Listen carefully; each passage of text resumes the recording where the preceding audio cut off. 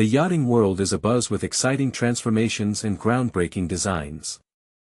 October 2025 has been a month of remarkable revivals and innovative concepts that have captured the attention of enthusiasts and industry experts alike. But what's all the buzz about? The classic revival. The spotlight shines on Acania, a vintage Pusey yacht rescued from obscurity in Seattle. This 38-meter beauty is undergoing a complete restoration at Delta Marine, bringing her back to life after nearly a century. Once a star attraction with Hollywood connections, Acania is set to reclaim her former glory. But here's where it gets controversial: is it ethical to restore such an old vessel, or should we preserve its history as is? Fishing vessel to luxury yacht.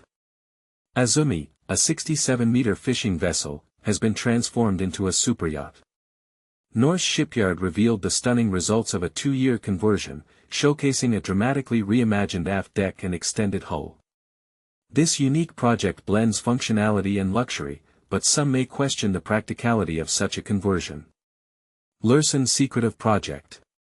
Project Defy, a massive 146-meter Lürssen superyacht, was spotted during transport. This highly confidential project is one of the German yard's largest builds, scheduled for delivery in 2027. With its impressive size and mysterious nature, Project Defy sparks curiosity, but also raises questions about the impact of such large vessels on the environment. Vintage Elegance by Sanlorenzo. Italian yard Sanlorenzo unveiled Feadship, a 26-meter vintage-inspired yacht design. Collaborating with renowned studios, they've created an exclusive production offering that pays homage to the rich heritage of Italian yachtmaking. This classic yet modern concept is a nod to the past, but some may argue that it's a risky move in a market dominated by contemporary designs. Breaking conventions with Lateral Naval Architects. Lateral Naval Architects introduced a game-changing technical platform for two 000 GT superyachts. Their 89-meter concept boasts better spatial connectivity and luxurious triple-height interiors.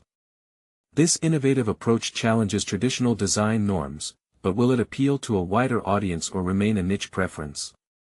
Fountaine Paget's new brand.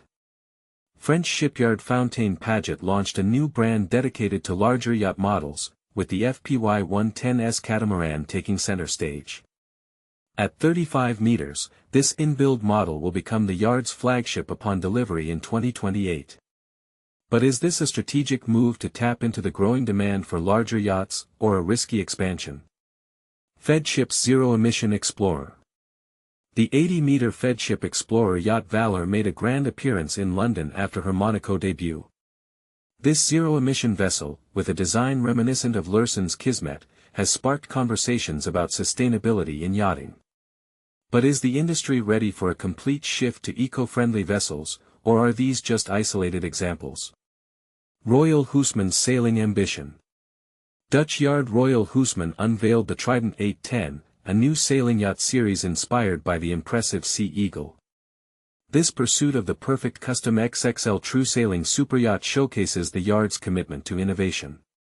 But is the market ready for such ambitious sailing projects, or will they remain a niche within the yachting world? Cantieri di Pisa's adventure concept. Italian yard Cantieri di Pisa revealed the Super Polaris 70, a 70-meter yacht concept designed for adventure-loving owners. This model is a result of their partnership with cruise specialist T. Mariotti. But will this concept appeal to a wide range of owners, or is it a niche design for a select few? Naval ship conversion. Y.co provided a glimpse into the 50-meter converted naval ship Jaimasa, X-Plan B, which underwent a multi-million-dollar refit in Australia. This transformation included a new swim platform, extending the yacht's length.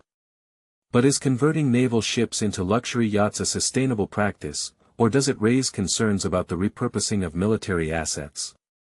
These stories have ignited conversations about the future of yachting, blending tradition with innovation. What's your take on these transformations and designs? Are they a step towards a more sustainable and diverse yachting industry, or do they raise concerns about ethical and environmental practices? Share your thoughts and join the discussion.